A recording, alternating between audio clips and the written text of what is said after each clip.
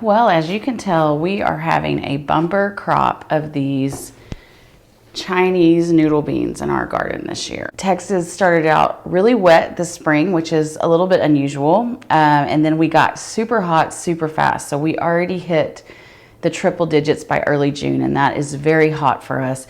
And some of our things are struggling, like our tomatoes, but we have enough noodle beans to feed the whole neighborhood. So we are going to process a lot of these so that we can eat them all winter long. If you stick around to the end of the video, I'm going to show you one of our favorite recipes, Mongolian beef, using some of these Chinese noodle beans.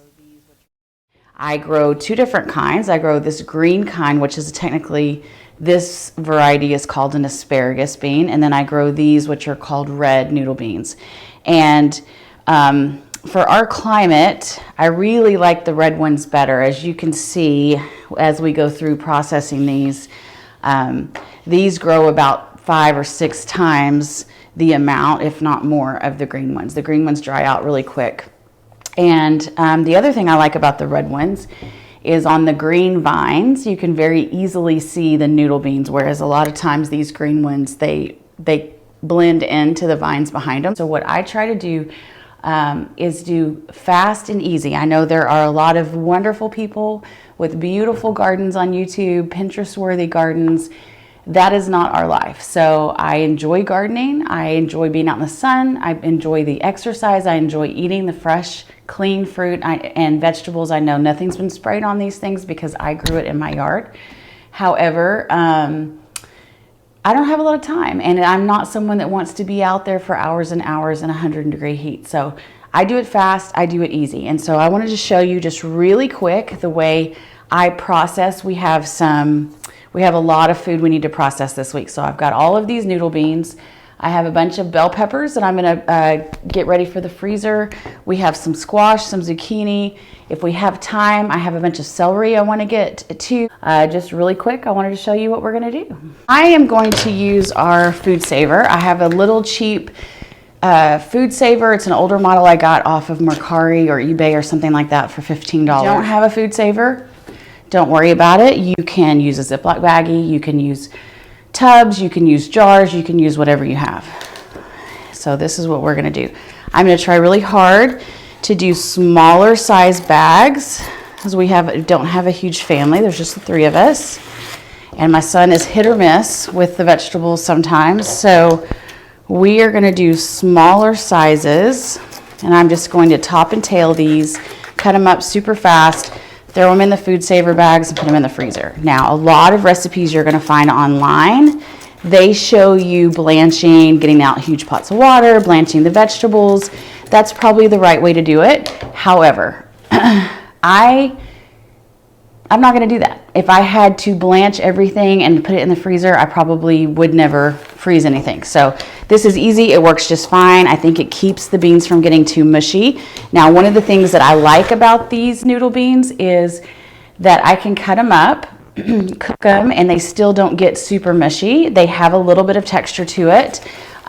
So I think that even once they're out of the freezer, they'll be great. I'm just gonna go through here. I'm gonna label my bags with what it is and the date. I'm gonna get my food saver out, seal one side. I'm gonna kind of assembly line this to go as fast as possible. So I'm gonna label all the bags, seal all the bags on one side, and I'm gonna start where I can pull my beans off, I can cut them up, I can get them into the bag that's already ready, and it's just gonna help speed things up. So if it's easy and it's fast and it's efficient, then I'll use it. If not, then I would just be shoving things in Ziploc bags. And there's nothing wrong with that. I'm just gonna try to have these stay as fresh as possible, just in case it's a year or 2 before we get through all of this food. Believe it or not, only about a week worth of noodle beans, and I gave a whole bunch to my sister-in-law. We have cooked some, so this is just what's left. They are producing like crazy. Okay, so now, as you can see, I have my bag ready. I have it labeled. I have it sealed on one side, so now I can just start. I have my little bowl here that I'm putting all the trashy ends in, or the ends that we don't want to eat. And what I'm going to do is just start cutting these up and packaging them. So here we go. That goes in my bowl. Okay, so I love how big these get. You get a whole lot of food, but I like, when I cook them, I like to cut them in more of a traditional green bean size. Whoops. They smell like the garden. So, and then I'm just gonna go through here and start packing them in. My son can be a little bit of a picky eater. He also has food allergies, so he is very, very sensitive to a lot of things. So I try to make things as clean as possible. I have learned a lot having him as my beautiful son. But I like that I can grow produce right out of the garden. My idea was is he planted the seeds, and if he saw them grow, and if he picked them and brought them in and helped me cook them, he would be a lot more likely to eat them. And that is true. He is way more likely to try food if he has been involved in the process. But I take these green beans. If I have snow peas, I take the snow peas, whoops, and I cut them up like this, like I'm doing. I put them in a big saute pan, and I add some water and some butter and some garlic and whatever seasonings you like, and then I put a lid on them. And the water in the bottom of the pan steams, and it tenderizes. There's the flour off of that green one, but it tenderizes the beans. And then once they're pretty much as tender as you want them to be, then I will go through and I will pull the lid off, let the water evaporate. In the meantime, the butter has melted, the garlic cooks. I find you can cook them, that way. If you want your beans to have a little bit, to be softer and not have so much texture, then you just cook them a little longer. You just steam them in the pot a little bit longer. If you like yours to be, have more texture, then you just steam them a little bit less. So that way you can do southern green beans if that's what you like. You can do crisp, tender green beans if that's what you like. I like all of the above. I am a big proponent of doing the very best that you can do with life, and leave the rest. Ask God to cover you for the rest, because I am a recovering perfectionist. And you just do, and I think that's the thing that a lot of people are missing with gardening and with homeschooling and with working and being a mom, is you don't have to be perfect. You have to do your best, ask for help when you need it, but you can enjoy things. Because let me tell you, part of I call myself a lazy gardener, because my beds, and I'll show you at some point, someone will want some inspiration to know that their lazy, weedy garden is not alone. But, you don't have to be perfect. You don't have to have a pristine garden in order to grow food to feed your family, clearly. I have a lot of weeds, more than I would like. I don't spend hours a day, a week, or even a month in my garden. I went out, I planted these seeds, I made sure they were watered in, I made sure they have regular water. I am very forgetful, so I know my weakness, and I have gone through and I have put everything on drip. I did it myself. It's not perfect, but it works for my garden. I have it on a timer that I can access with my phone, and so I have kind of tried to dummy proof it in that way. Plants are resilient. The good thing about being kind of a lazy gardener, and you might not be on top of harvesting, you might not be on top of weeding, but you know what? That just means that the garden volunteers. So I didn't get to all of my tomatoes and all of my okra and all of my beans and all of those things last year. And you know what they did? They let their seeds out, and they have popped up plants for me all over the garden, and it's fantastic. Some of them I have moved. Some of them I have left alone. Some of them I pulled out because it wasn't what I wanted this year. But if your garden can plant itself and grow itself, you got to cut yourself a break. Just do the very best you can do. You can learn and still have a lot of food. You can not have a time for it and still have a lot of food. You can be lazy and not get out there and work in it every single day and still have a lot of food. Planted quite a few seeds this year, but probably, let's see, how long is that garden? Probably 12 seeds. No, probably 24 because I planted 2 in each hole. So 24 seeds. This is just one setting of green beans. You know, God designed nature awesomely. It's so abundant. One seed can grow a plant that will bring you hundreds more. And so then you can eat them. You can save the seeds for next year. It's just amazing as a gardener to see how cool nature is. Now that I got through all of those noodle beans, I've got them all packed up, ready to go in the freezer. I'm gonna go quickly through these bell peppers I have some squash, I have some celery. I'm really making a concerted effort this year to not only have fresh eating out of the garden, but to preserve our produce for the winter. I have found that a lot of times, like with these bell peppers, I'll just put them in the fridge in summers past, and we'll put them in salads, put them in meals. But this year, I really want to make an effort to extend our harvest. So instead of letting them sit in the fridge and get a little, old looking, like this one's been in there for a little while, getting kind of wrinkly, something needs to happen with it. So I don't want them just languishing in my fridge. I really want to put them away so that we can eat them later in the year. So I'm doing the same thing with my herbs. I plan on making some pesto and picking a lot of herbs this year in the middle of the summer where it's thriving. And so I can dry those and have them available in those winter months when things don't do as well. We are lucky here. We have a pretty long growing season, and you just kind of get used to running outside and clipping some things that you need for dinner. But I really do want to try to make more of an effort to have everything in my pantry that I'm reaching for all winter long be stuff that we grew, and so it could be more cost effective because groceries now are going bananas, but then also so we know where it comes from, we know what's been used or not used on it, nothing's been sprayed, it's all clean.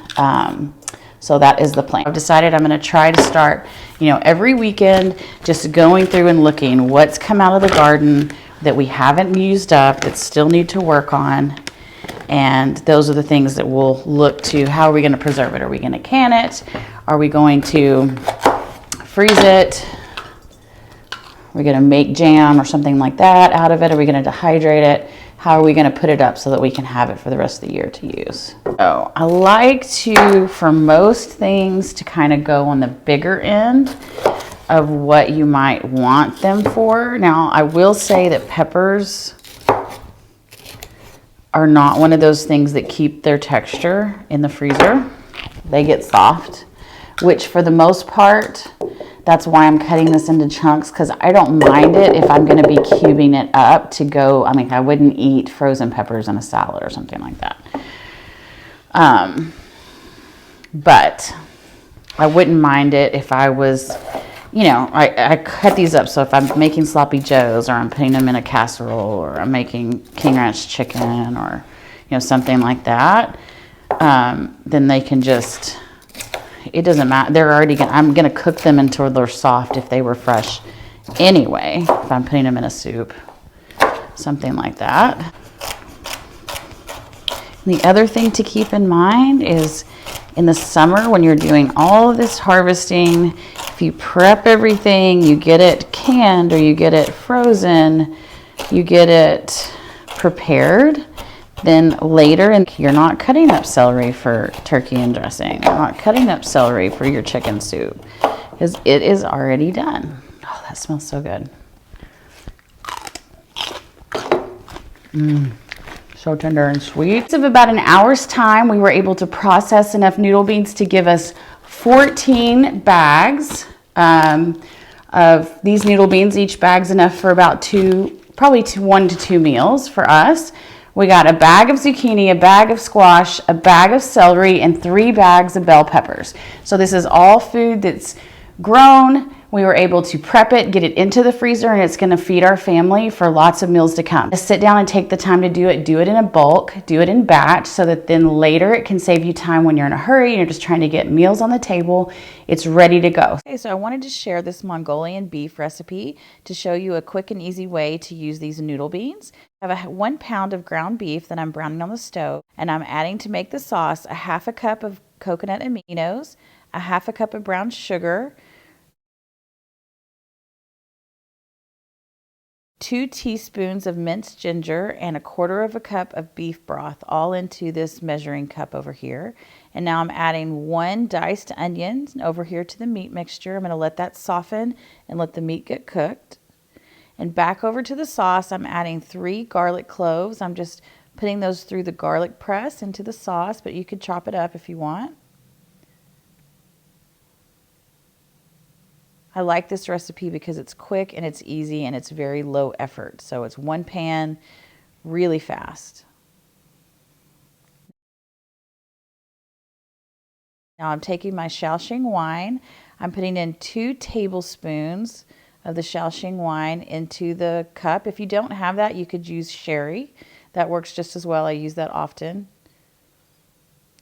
And I'm going to stir this around a little bit, and then I'm going to add the red noodle beans. I chop those up to make them easier to eat, particularly in this kind of stir-fry situation.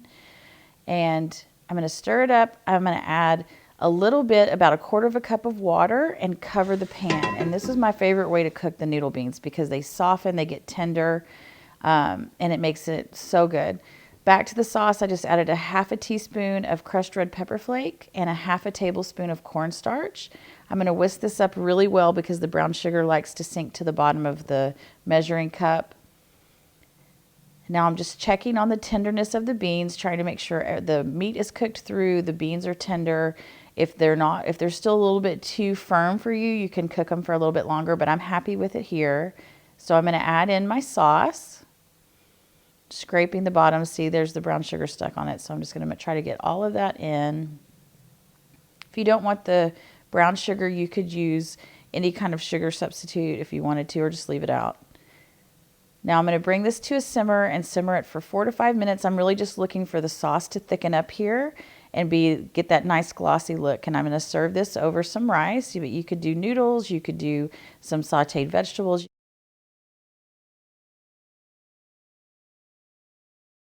And I'm going to garnish this with some chopped cilantro. You could use green onions if you wanted.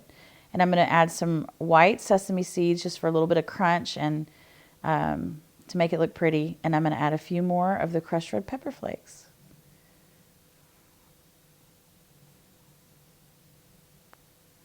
And that's it. That's done.